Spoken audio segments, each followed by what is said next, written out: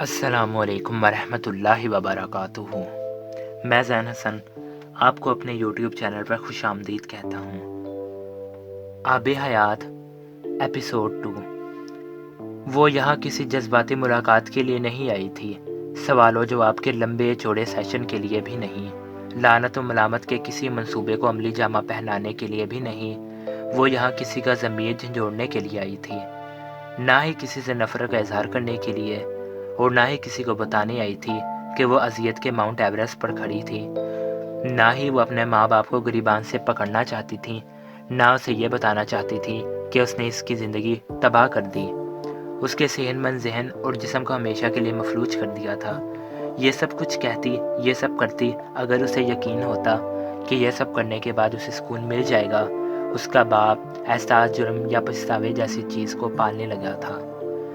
پچھلے کئی ہفتوں سے وہ آبلہ پا تھی، وہ راتوں کو سکون آور گولیاں لیے بغیر سو نہیں پا رہی تھی، اور اس سے بڑھ کر تکلیف دہ چیز یہ تھی وہ سکون آور ادویات لینا نہیں چاہتی تھی، وہ سونا نہیں چاہتی تھی، وہ سونا چاہتی تھی اس بھیانک خواب کے بارے میں جس میں وہ چند ہفتے پہلے داخل ہوئی تھی اور جس سے اب وہ ساری زندگی نہیں نکل سکتی۔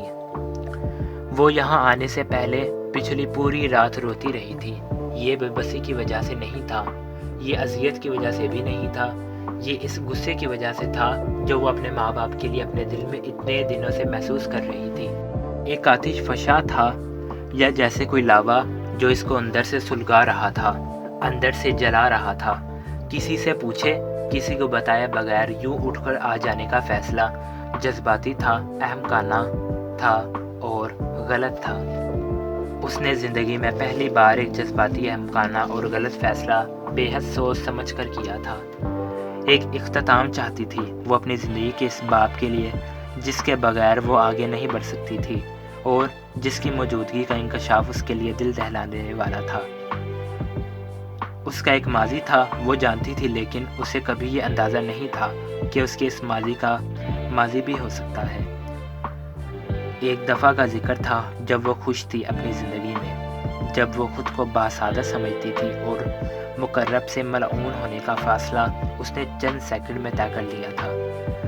چند سیکنڈ، شاید زیادہ وقت تھا، شاید اس سے بھی کم وقت تھا، جس میں وہ احساس کمتری، احساس محرومی، احساس ندامت اور ذلت و بدنامی کے ایک ڈھیر میں تبدیل ہوئی تھی، اور یہاں وہ اس کو دوبارہ ہی شکل دینے آئی تھی۔ اس بوجھ کو اس شخص کے سامنے اتار پھینکنے آئی تھی جس نے وہ بوجھ اس پر لادا تھا۔ زندگی کسی کو اس وقت یہ پتہ نہیں تھا کہ وہ وہاں تھی، کسی کو پتہ ہوتا تو وہاں آ ہی نہیں سکتی تھی۔ اس کا سیل فون پچھلے کئی گھنٹوں سے آف تھا۔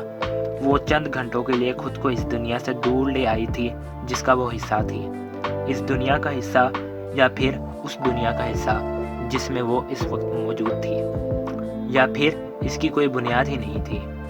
وہ کہیں کی نہیں تھی، اور جہاں کی تھی، جس سے تعلق رکھتی تھی، اس کو اپنا نہیں سکتی تھی۔ انتظار لمبا ہو گیا تھا۔ انتظار ہمیشہ لمبا ہوتا ہے، کسی بھی چیز کا انتظار ہمیشہ لمبا ہوتا ہے، چاہے آنے والی شے پاؤں کی زنجیر بننے والی ہو یا پھر گلے کا ہار، سر کا تاج بن کر سجنا ہو اس نے، یا پاؤں کی جوتی۔ انتظار ہمیشہ سے ہی لمبا لگتا ہے۔ وہ ایک سوال کا جواب چاہتی تھی اپنے باپ سے، صرف ایک چھوٹے سے سوال کا، اس نے اس کی فیملی کو کیوں مار ڈالا؟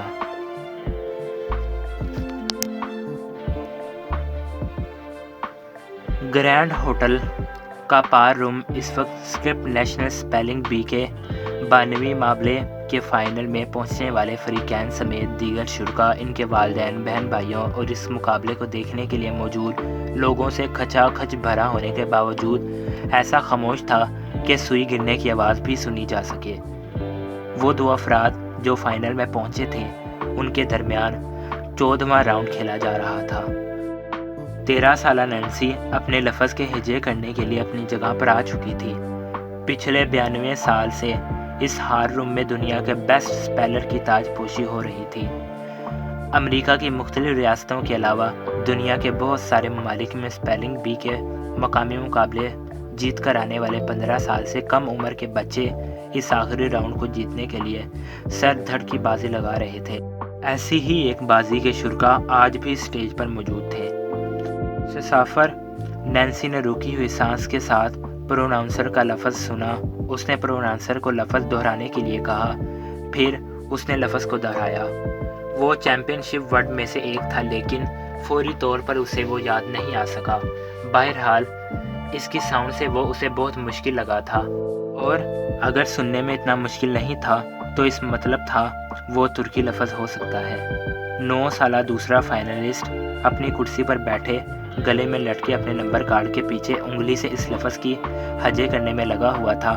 وہ اس کا لفظ نہیں تھا، لیکن وہاں بیٹھا ہر بچہ ہی لاشعوری طور پر اس وقت یہی کرنے میں مصروف تھا، جو مقابلے سے آؤٹ ہو چکا تھا۔ نینسی کا ریگولر ٹائم ختم ہو چکا تھا۔ ایسے ہی اس نے رک کر لفظ کے ہجے کرنا شروع کیے۔ وہ پہلے 4 حروف بتانے کے بعد ایک لمحہ کے لیے رکی۔ زیر لب اس نے باقی کے 5 حروف دہرائے، پھر دوبارہ بولنا شروع کیا، AFR۔ وہ ایک بار پھر رکی۔ دوسرے فائنلسٹ نے بیٹھے بیٹھے زیر لب آخری 2 حروف دہرائے۔ US۔ مائک کے سامنے کھڑی نینسی نے بھی بالکل اس وقت یہی 2 حروف بولے اور پھر بے یقینی سے اس گھنٹی کو بجتے ہوئے سنا، جو اسپیلنگ کے غلط ہونے پر بجی تھی۔ شوق صرف اس کے چہرے پر نہیں تھا، دوسرے فائنلسٹ کے چہرے پر بھی تھا۔ پروناؤنسر اب اس کے درست اسپیلنگ دہرا رہا تھا۔ نینسی نے بے اختیار آنکھیں بند کی۔ آخری لیٹر سے پہلے A ہونا چاہیے تھا۔ میں نے U کیا سوچ کر لگا دیا، اس نے خود کو کوسا۔ تقریباً فقر رنگت کے ساتھ نینسی گراہم نے مقابلے کے شرکا کے لیے رکھی ہوئی کرسیوں کی طرف چلنا شروع کر دیا۔ ہال تالیوں سے گونج رہا تھا۔ یہ ممکنہ رنر اپ کو کھڑے ہو کر دی جانے والی داد و تحسین تھی۔ 9 سالہ دوسرا فائنل میں پہنچنے والا بھی اس کے لیے کھڑا تالیاں بجا رہا تھا۔ نینسی کے قریب پہنچنے پر اس نے آگے بڑھ کر ہاتھ ملایا۔ نینسی نے ایک مدھم سے مسکراہٹ کے ساتھ اسے جواب دیا اور اپنی سیٹ سنبھال لی۔ ہال میں موجود لوگ دوبارہ اپنی نشستیں سنبھال چکے تھے اور دوسرا فائنلسٹ مائک کے سامنے آ چکا تھا۔ نینسی اسے دیکھ رہی تھی۔ اس سے ایک مہم سی امید تھی کہ اگر وہ بھی اپنے لفظ ہجے غلط کرتا ہے تو وہ دوبارہ فائنل میں آ سکتی ہے۔ That was a catch boys, اس سے ہاتھ ملاتے ہوئے اس نے کہا۔ وہ اندازہ نہیں لگا سکی وہ اس کے لیے کیا کہہ رہا تھا، یا وہ اس لفظ کو واقعی اپنے لیے کیچ بائز ہی سمجھ رہا تھا۔ وہ چاہتی تھی ایسا ہوتا، ہر کوئی چاہتا سینئر سٹیج پر ان 9 سالہ فائنلسٹ تھا۔ اپنی اسی شرارتی مسکراہٹ اور گہری چمکتی آنکھوں کے ساتھ اس نے سٹیج سے نیچے بیٹھے چیف پروناؤنسر کو دیکھتے ہوئے سر ہلایا۔ جوناتھن جواباً مسکرایا تھا، اور صرف جوناتھن ہی نہیں، وہاں کے سب کے لبوں پر ایسی ہی مسکراہٹ تھی۔ وہ 9 سالہ فائنلسٹ اس چیمپئن شپ کو دیکھنے والے حاضرین کا سویٹ ہارٹ تھا۔ اس کے چہرے پر بلا کی معصومیت تھی، چمکتی ہوئی تقریباً گول آنکھیں جو کسی کارٹون کریکٹر کی طرح پرجوش اور جاندار تھیں، اور تقریباً گلابی ہونٹ جن پر وقتاً فوقتاً زبان پھیر رہا تھا، اور جن پر آنے والا سارا خم بہت سے لوگوں کو بلا وجہ مسکرانے پر مجبور کر رہا تھا۔ معصوم فتنہ تھا، یہ صرف اس کے والدین جانتے تھے، جو دوسرے بچوں کے والدین کے ساتھ سٹیج پر بائیں کی جانب بیٹھے ہوئے تھے۔ وہاں بیٹھے دوسرے فائنلسٹ کے والدین کے برعکس وہ بے حد پرسکون تھے۔ اس کے چہرے پر تھی تو وہ ان 7 سالہ بیٹی کے چہرے پر تھی، جو 2 دن پر مشتمل اس پورے مقابلے کے دوران ہلکا رہی تھی، اور وہ اب بھی آنکھوں پر گلاسز ٹکائے پورے انہماک کے ساتھ اپنے 9 سالہ بھائی کو دیکھ رہی تھی، جو پروناؤنسر کے لفظ کے لیے تیار تھا۔ جوناتھن لفظ ادا کیا۔ اس فائنلسٹ کے چہرے پر بے اختیار مسکراہٹ آئی تھی، جسے وہ بمشکل اپنی ہنسی کو کنٹرول کر رہا تھا۔ اس کی آنکھیں پہلے کلوک وائز اور پھر اینٹی کلوک وائز گھوم رہی تھیں۔ حال میں کچھ کھلکھلاہٹیں ابھریں۔ اس نے چیمپئن شپ میں اپنا ہر لفظ سننے کے بعد ایسے ہی ریئیکٹ کیا تھا۔ کمال کی خود اعتمادی تھی اس میں۔ کئی دیکھنے والوں نے اسے داد دی، اس کے حصے میں آنے والے الفاظ دوسروں کی نسبت زیادہ مشکل ہوتے تھے۔ یہ اس کے لیے مشکل وقت ہوتا تھا، لیکن بے حد روانی اور بغیر اٹکے، بغیر گھبرائے، اسی پر اعتماد مسکراہٹ کے ساتھ وہ ہر پہاڑ سر کرتا رہا اور اب اس کی آخری چوٹی سامنے آ گئی تھی۔ ڈیفینیشن پلیز اس نے اپنا ریگولر ٹائم استعمال کرنا شروع کیا۔ اس کی بہن اسے بے چینی سے دیکھ رہی تھی۔ اس کے والدین اب بھی سکون میں تھے۔ اس کے تاثرات بتا رہے تھے کہ یہ الفاظ اس کے لیے آسان تھا، وہ ایسے ہی تاثرات کے ساتھ پچھلے تمام الفاظ ہجے کرتا تھا۔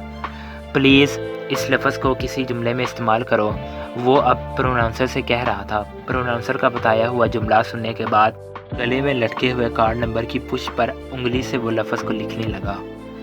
اب آپ کا ٹائم ختم ہونے والا ہے، اسے آخری 30 سیکنڈ کے شروع ہونے کی اطلاع دی گئی۔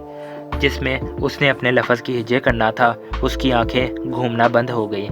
CAPPETI وہ ہجے کرتے ہوئے ایک لہجہ کے لیے رکا، پھر ایک سانس لیتے ہوئے اس نے دوبارہ ہجے کرنا شروع کیا۔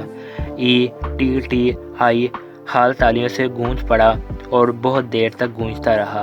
سپیلنگ بی کا نیا چیمپئن صرف ایک لفظ کے فاصلے پر رہ گیا تھا۔ تالیوں کی گونج تھمنے کے بعد جوناتھن نے اسے آگاہ کیا کہ اسے اب ایک اضافی لفظ کے حروف بتانے ہیں۔ اس نے سر ہلایا۔ اس لفظ کی ہجے نہ کر سکنے کی صورت میں نینسی دوبارہ مقابلے میں آ سکتی ہے۔ اس کے لفظ پروناؤنس کیا گیا۔ ایک لمحے کے لیے اس کے چہرے سے مسکراہٹ غائب ہو گئی تھی، پھر اس کا منہ کھلا اور اس کی آنکھیں پھیل گئی۔ او مائی گاڈ، اس کے منہ سے بے اختیار نکلا تھا۔ وہ سکتہ میں تھا۔ پورے چیمپئن شپ میں یہ پہلی بار تھا کہ اس کی آنکھیں اور وہ خود اس طرح جامد ہوا تھا۔ نینسی بے اختیار اپنی کرسی پر بیٹھی ہوئی تھی تو کوئی ایسا لفظ آ گیا تھا جو اسے دوبارہ چیمپئن شپ میں لے جا سکتا ہے۔ اس کے والدین کو پہلی بار اس کے تاثرات نے کچھ بے چین کیا تھا۔ اس کا بیٹا اب اپنے نمبر کارڈ سے اپنا چہرہ حاضرین سے چھپا رہا تھا۔ حاضرین اس کی انگلیوں اور ہاتھوں کی کپکپاہٹ بڑی آسانی سے اسکرین پر دیکھ سکتے تھے، اور ان میں سے بہت سو نے اس بچے کے لیے واقعی بہت ہمدردی محسوس کی۔ وہاں بہت کم تھے جو اسے جیتے ہوئے دیکھنا نہیں چاہتے تھے۔